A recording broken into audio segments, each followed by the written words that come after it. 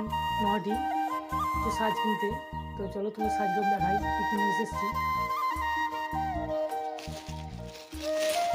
দেখো, একটা সাদা, একটা দুটো, তিনটে, চারটে, তো আরও আছে মেটালিক অভ্র আছে। দেখো এই অভ্রগুলো লাগবে,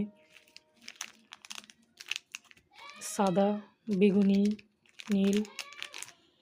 আর এগুলো হচ্ছে 14 নম্বর সাইজ।